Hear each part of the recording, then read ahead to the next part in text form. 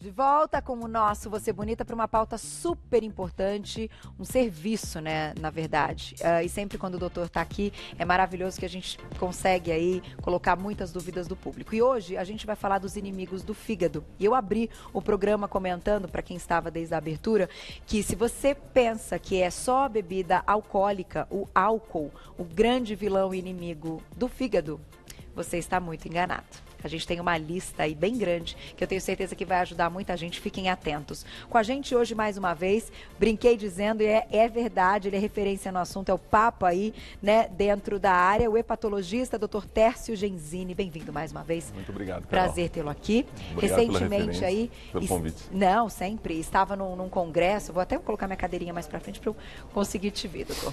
Estava num congresso recentemente, né, Sim. Tratando aí de tantos assuntos e de tantas descobertas. Então, começo o nosso papo, doutor, te perguntando o seguinte.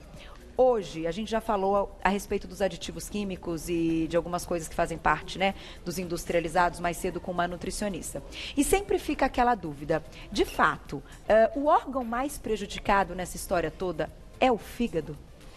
Bom, bom dia. Então, obrigado pelo convite, Carol, e bom dia a todos que estão nos assistindo. Boa tarde já, né? Na verdade, todos os produtos naturais, normalmente eles são balanceados e são bem metabolizados pelo fígado. O fígado começa a ser sobrecarregado com produtos que são processados. Tá. Então, por exemplo, se você pega o óleo, mas você fala assim, mas o óleo é natural. Ele é natural quando ele está lá na planta ou na substância que contém o óleo, Entendi. junto com outros produtos. Agora, quando ele é processado e transformado no óleo puro, ele já está num ambiente concentrado e essa concentração traz uma quantidade além do que o fígado pode metabolizar. Entendi. A mesma coisa o álcool. Então você, não, mas na cana tem álcool, é verdade. Se você vai lá e come uma cana de açúcar, tem álcool. Mas tem o álcool junto com outros produtos. Se você refina esse álcool e separa o álcool, você vai oferecer uma concentração muito superior à natural e aí sim que acontece, você oferece ao seu fígado mais do que ele pode processar. Entendi. Então, na verdade, da natureza mesmo que pode prejudicar o fígado, são vírus, bactérias e algumas ervas. Tá. Que são ervas que às vezes são até muito utilizadas para diversas, a gente pode até comentar algumas delas. Agora, todas as outras coisas que a gente normalmente se alimenta são processados. Nesse processamento, a carga das substâncias nocivas vem muito maior. Entendi. Então, por exemplo, você vai comer... Quando você come queijo, Carol, o que você está comendo naquele queijo? Tem um monte de coisa, não é só o leite. O leite, o queijo mais próximo do leite é aquele queijo coalho, ou cottage, ou queijo Minas, que são os menos processados. Agora, todos os outros queijos, muitos deles deliciosos, né? Tem uma série de outros produtos e gorduras em alta quantidade. Você vai para o salame, você vai para a salsicha, você vai para um monte de produtos que você nem sabe o que você está comendo. Entendi. Tudo isso é processado. A fritura junto, enfim. É um monte de coisa misturada. Tem alimento que você olha e fala, nossa, é delicioso, mas o que eu estou comendo? Agora, quando você vai comer uma fruta, você sabe o que você está comendo. É verdade. Entendeu? Então, tudo que você trouxer para o seu corpo natural, normalmente não faz mal para o fígado. Agora, tudo que for processado, você tem que saber quantificar para que isso não se torne algo nocivo. Isso é extremamente importante, eu até comentei com a Fernanda Paulucci durante a nossa entrevista também. A gente vai tentar falar um pouquinho da questão da quantidade, por quê? Não dá pra gente viver numa bolha. A gente também tem a questão social, muitas vezes, que você vai estar num evento, você vai estar numa festa, você vai estar numa viagem. Tem as vontades, os desejos e, de certa forma, quando a gente olha a nossa mesa ali, os meninos vão mostrar, com os alimentos, todos eles que estão ali, são alimentos que, de olhar, a gente já tem o reconhecimento que o sabor é muito bom. E aumenta ainda mais essa vontade. Sim. Então, te pergunto, doutor, quando a gente está falando aí, priorizando esses alimentos que a gente colocou, ali a gente tem um grupo, então, de medicamentos, a questão da gordura, do álcool aí simbolizado pela cerveja, a coxinha pela fritura. Como é que você colocaria, quando a gente fala em inimigos, vamos contar, vamos dizer aí nos dedos, quais são os piores? Bom, então, se você quiser começar pelo que está lá na mesa, por exemplo, tem ali a bebida alcoólica. Então, a bebida alcoólica ela é bem metabolizada pelo fígado, até numa quantidade de 15 gramas de álcool por dia. Ok. 15 gramas é muito pouco, Carol. É uma taça de vinho, ou uma latinha de cerveja, ou uma dose pequena de um destilado. Ok. Poxa, mas eu vou ficar só nisso? A pessoa pensa, eu queria beber um pouco mais. Depende do resto da condição do corpo e da tolerância de cada um. Se você é obeso, se você tem o seu colesterol desequilibrado, o seu açúcar desequilibrado, você é mais propenso às lesões com menores quantidades. Agora, se você é uma pessoa saudável, se alimenta à base de frutas, vegetais, faz atividades físicas, não tem gordura no fígado, você pode se dar ao luxo de consumir um pouco mais. Porque o fígado, neste caso, está mais preservado. Vamos dizer assim. Tem uma condição melhor de metabolizar. Por exemplo, uma pessoa que tem uma hepatite viral, ela já tem uma doença no fígado, ela não pode adicionar uma outra agressão. Então, essa pessoa tem que tomar um cuidado extremo. A pessoa que tem gordura no fígado não pode exagerar, porque ela é mais sensível a qualquer outro tipo de agressão. Então, e a gordura, vai chegar a pergunta a respeito disso, vamos falar dela.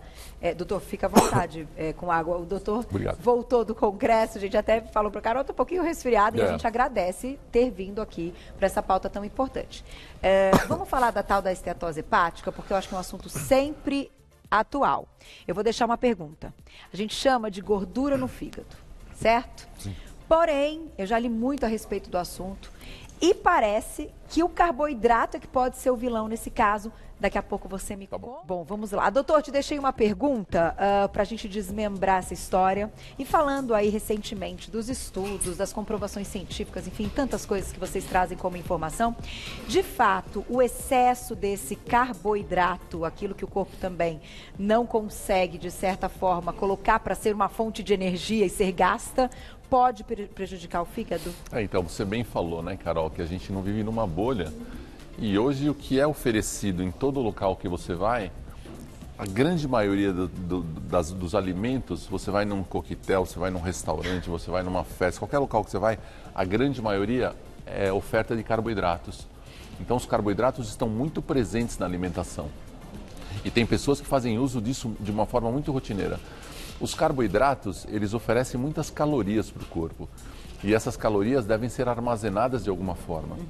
Então, uma das formas de armazenamento é através de ácidos graxos, triglicérides, que são depositados no fígado. Então, eles são uma fonte importante da gordura que vai compor o corpo e da gordura que vai também se depositar no fígado. E a partir do momento que você oferece muito carboidrato e o indivíduo ganha peso com isso, ele desenvolve um mecanismo de resistência. Se ele é também sedentário, não faz atividades físicas, ele desenvolve resistência à ação da insulina. Então ele ganha peso, tem resistência da insulina e isso tudo faz parte da fisiopatologia, quer dizer, do processo que leva a gordura no fígado. Então a ingesta de carboidratos é uma das coisas que a gente deve cortar ou reduzir nas pessoas que têm gordura no fígado. É parte do tratamento. É parte do tratamento. Tem um estudo muito bem feito nos Estados Unidos, que ele foi apresentado em congressos recentes, congressos especializados nesse assunto, que são as mudanças de hábitos versus medicações no tratamento da gordura no fígado. Então, todas as medicações testadas atualmente perderam em termos de eficiência para a mudança de hábitos. E as mudanças de hábitos é a mudança para um hábito de alimentação saudável, com poucos carboidratos, poucas gorduras, pouca ingesta de álcool, associado à atividade física. Então, se você muda isso e perde peso, né? Normalmente as pessoas que têm gordura no fígado, elas têm sobrepeso ou obesidade. Então, os exames começam a melhorar a partir de 7% de perda no peso corpóreo. Ah, entendi. E aí a pessoa consegue, então, de um fígado que estava ali apresentando a esteatose hepática, ter depois um fígado saudável. Consegue, é completamente reversível se ela não está na fase final, que é a cirrose. Porque a esteatose, a gordura, vamos lembrar, ela leva a cirrose da mesma forma que as hepatites, que a bebida alcoólica, que medicações. Também. Eu vou até aproveitar aqui, Carol, claro. que eu estou resfriada, né? E a gente não... Eu trouxe lá do Congresso isso. E a gente não vive numa bolha, você falou. Então eu tenho que tomar medicações para conseguir trabalhar, sair da cama, evitar os sintomas. Só que tem pessoas que exageram no uso dessas medicações. E isso também é muito tóxico para o fígado. Medicações comuns, anti-inflamatórios. Então hoje, por exemplo, se eu não estou me sentindo bem, eu tomo um anti-inflamatório. Mas daqui a pouquinho eu tenho febre, eu não vou repetir o mesmo anti-inflamatório. Porque senão eu vou estar oferecendo a mesma substância e vou sobrecarregar meu fígado. Então eu tomo um outro diferente, com um outro princípio ativo. Entendi. E se mais um pouquinho não estiver bem, eu tomo um outro com outro princípio ativo. Então eu ofereço pequenas doses de princípios ativos diferentes, de forma que meu fígado consegue metabolizar todos eles e eliminar sem um prejuízo. É melhor, então, alternar. Alternar do que tomar muito do mesmo. Que coisa. Eu vou contar uma história para vocês que é recente, que aconteceu. E eu, juntando tudo que eu aprendo aqui com vocês, eu quebrei o dedo recentemente. E eu não tomei, ficou doendo, eu não tomei absolutamente nada, nenhum anti-inflamatório. E o médico falou, não, você pode tomar esse. Eu falei, eu não vou tomar nenhum anti-inflamatório, porque eu tomo a minha taça de vinho diariamente. Sim. E eu sei da questão que passa pelo fígado e o anti-inflamatório também. Então, olha que coisa interessante a gente poder unir as coisas e entender que quando você tem a informação, você faz as melhores escolhas e que a dor, de certa forma, eu me acostumei e ela passou. E eu não cheguei a tomar um anti-inflamatório. Claro que isso, gente, não dá para ser em todos os casos. A gente tem aí vamos colocar assim, uma série de situações que podem acontecer que é impossível você aguentar uma dor ou algo que precisa realmente de um anti-inflamatório. Mas, desse ponto de vista da informação, importante você ter colocado, as pessoas que estão assistindo vão lembrar disso no momento que tiver a situação. Olha, Carol, eu acho que você tomou a decisão correta, porque eu acho que pequenos sintomas suportáveis deve-se evitar medicações. Não vale a pena. Eu acho que não vale a pena. Eu acho que quanto menos medicações cada um tomar, melhor a preservação da sua própria saúde. Perfeito. E antialérgicos? Porque a gente sabe também que a gente está num momento tão complicado, a gente fala direto da questão de desenvolvimento de alergia, principalmente nas crianças, ligados à alimentação e outras coisas. O antialérgico, para quem precisa fazer uso, como é que é? Então, os antialérgicos são diferentes dos anti-inflamatórios. Ok. Então, os antialérgicos são os chamados antihistamínicos, que bloqueiam a histamina, que é um hormônio responsável pelo processo de alergia, e existem os corticoides, que também são anti-inflamatórios hormonais. Então, os corticoides e os antihistamínicos são menos nocivos para o fígado. Eles podem ser utilizados com mais liberdade. Lembrando que os corticoides aumentam as taxas de açúcar no sangue, aumentam o apetite, aumentam a tendência à obesidade. Então, devem ser tomados com cuidado. E os antihistamínicos, eles podem... tem alguns sintomas colaterais, como sono e um pouco de indisposição, mas eles podem ser tomados com mais liberdade, que eles afetam menos essa questão da toxicidade para o fígado. Muito importante saber disso. Vamos para perguntinhas do público. Na tela, quem escreveu para a gente. Obrigada, Aparecida. Um beijo para você. Os anticoncepcionais, tanto orais quanto os de uso transdérmicos ou uterinos, podem prejudicar o fígado ao longo do tempo? Que pergunta interessante, doutora. Vamos lá, deixamos uma pergunta super interessante da Aparecida. Ela comenta, então, e coloca a questão dos anticoncepcionais, que é algo que faz parte aí da vida de muitas mulheres. E ela cita não só a pílula, né, o hormônio, mas outros que também têm liberação hormonal. E aí, doutor?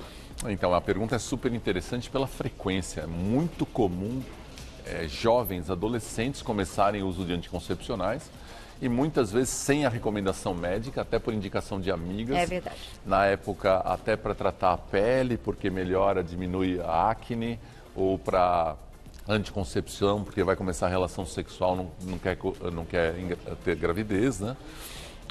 O que são anticoncepcionais? Como eles exercem essa função de evitar a gestação ou de melhorar a pele, por exemplo? Eles são hormônios. São hormônios que exercem algumas atividades que levam aos seus objetivos, às suas metas. Esses hormônios apresentam consequências. Especificamente no fígado, existe uma consequência muito importante, que é o aparecimento de nódulos chamados de adenomas. Esses adenomas são nódulos pequenos que aparecem no fígado, que com o uso eles crescem e num determinado tamanho eles começam a apresentar o risco de degeneração para câncer. Então, como é muito frequente o uso de anticoncepcional, em consultórios especializados, como por exemplo lá no consultório, eu recebo muitos casos de jovens mulheres que usam anticoncepcionais e têm câncer no fígado ou têm adenomas. Olha isso. Que são nódulos que levam ao risco do câncer. Então, todas as mulheres que resolverem iniciar o uso de anticoncepcionais, primeiro, devem fazer isso de uma forma orientada. Segundo, periodicamente devem fazer exames preventivos. Devem fazer exames da mama, porque os hormônios influenciam na mama até aparecimento de nódulos na mama.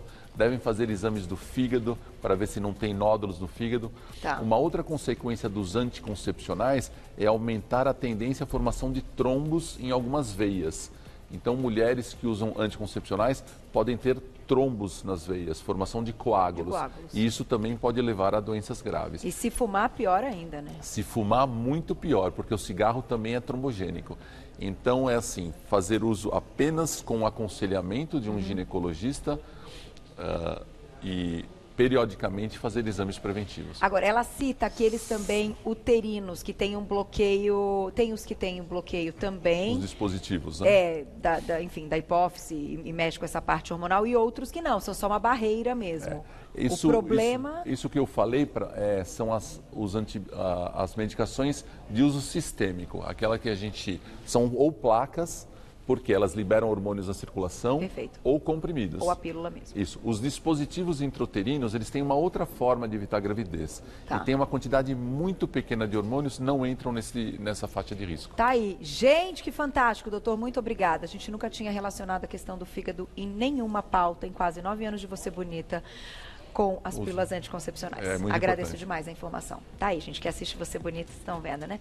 Vamos, Aparecida, é verdade, total, eu devo os parabéns. Obrigada, diretora. Aparecida, arrasou na sua pergunta. Muito bom. Vamos colocar mais uma que não para, muita pergunta. Marcele, obrigada, um beijo pra você. Como faço, então, para poder limpar o meu fígado? Todo mundo quer saber, né, Marcele? Vamos lá. Bom, para limpar o fígado, cuide bem da sua saúde global. Tome bastante líquidos e o melhor líquido é a água. É a água. Exato. Você faça atividades físicas periódicas. Existe uma recomendação que o mínimo de atividade física que as pessoas devem ter é 150 minutos por semana.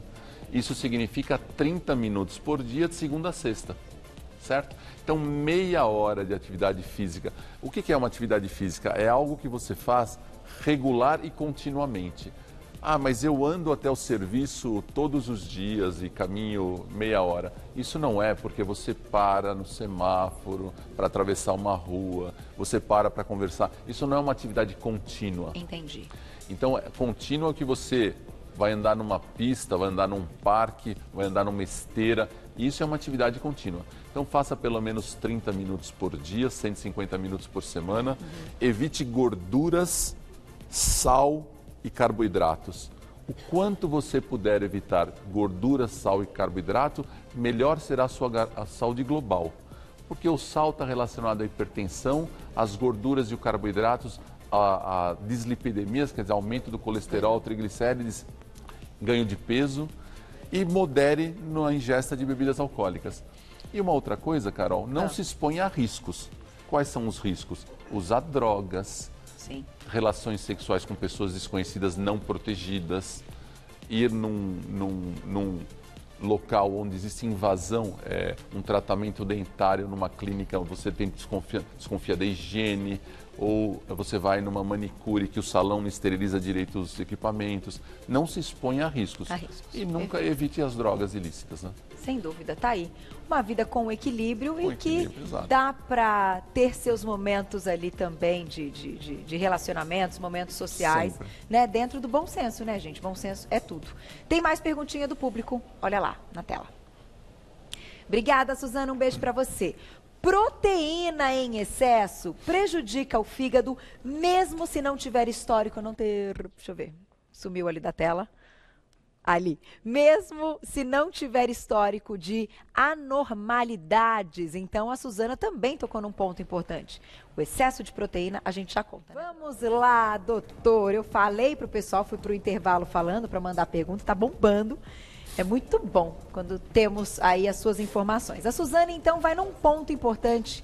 O excesso da proteína, será que também pode dar um impacto no fígado? Então, a Suzana, quando ela fala em excesso de proteína, Carol, de acordo com a composição da proteína, ela é classificada recebe uma classificação diferente. Tá. Então, tem a proteína ramificada, que ela é de fácil metabolização no fígado e ela é muito bem utilizada, e a proteína aromática, que ela é de metabolização mais difícil. Tá. E ela gera produtos mais nocivos. Então, depende da proteína que ela está se referindo. E uma outra coisa... Quais que seriam os grupos de umas... As proteínas ramificadas estão mais no peixe e no frango. Nós temos cinco alimentos que trazem proteínas para o corpo com mais frequência, tá, que é a carne, leite, ovo, o frango e o peixe. Perfeito. O ideal é que a pessoa alterne o tipo de proteína que ela come. Não comer carne todo dia ou não comer frango todo dia. Se ela alternar a fonte proteica animal, ela vai estar ingerindo de forma mais saudável a proteína. E tomar cuidado que junto com a proteína normalmente vem a gordura, porque a carne animal, por exemplo, ela tem a pior gordura que existe, que é a gordura saturada. Então, de preferência, quando ela comer proteína da carne, tirar a gordura. Tá. Muita gente gosta daquela camada de gordura que vem na carne. É o que dá o sabor, né? É o que dá o sabor, mas essa é a pior gordura, que é a gordura saturada. Tá. Quando ela comer o frango, lembrar que muitas vezes se usa hormônio para o crescimento do frango. Então ela vai estar ingerindo muito hormônio junto com essa proteína. Tá. Então dar preferência ao frango caipira.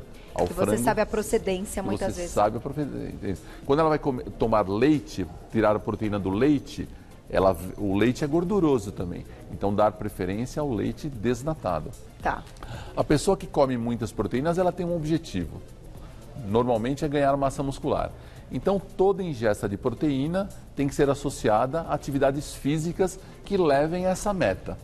Se ela não está fazendo isso, não há por que consumir muitas proteínas. O prato tem que ser variado. Tem que ter a proteína, tem que ter o carboidrato, o lipídio, a fibra. Então tem que ser aquele prato colorido, não há por que consumir muita proteína. E a gente já comentou aqui algumas vezes com essa questão do low carb, e eu me coloco nessa porque sigo esse estilo há muitos anos, que não é porque você diminui o carboidrato que você desconta tudo na proteína e aumenta ela no prato. Exato. Não é essa a ideia. A ideia é que aumente a salada e os legumes. Exatamente. Né, que são doutor? Os mais saudáveis, que não tem nenhum efeito nocivo. Tá aí. As plantas As plantas que têm efeitos nocivos são as ervas, normalmente utilizadas para chás ou fumos.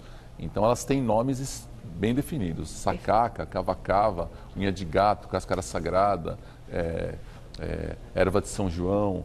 São ervas que conhecidamente tóxicas. Tem que tomar muito cuidado com o uso delas. Perfeito. Ter orientação também e procedência do lugar que você vai comprar, caso precise ou tenha orientação de um chá, às vezes vindo até do médico. Tem que tomar cuidado. Sim. Vamos fechar com uma perguntinha, a gente tem 2 minutinhos, né? Na tela, quem escreveu pra gente? 1h30, ai meu Deus, vamos lá. Como fazer para proteger o fígado quando se tem a necessidade de remédio do uso contínuo, como aí o antiepilético? Puxa vida, vamos fechar, doutora, a gente tem 1 minuto e meio. Então, rapidamente, quando você tem uma medicação de uso contínuo, então primeiro a dose deve ser controlada. Uhum. Você deve tomar a mínima dose necessária ao seu tratamento. Tá. Isso deve ser feito pelo seu médico especialista. Então, no caso do antiepilético, é o neurologista.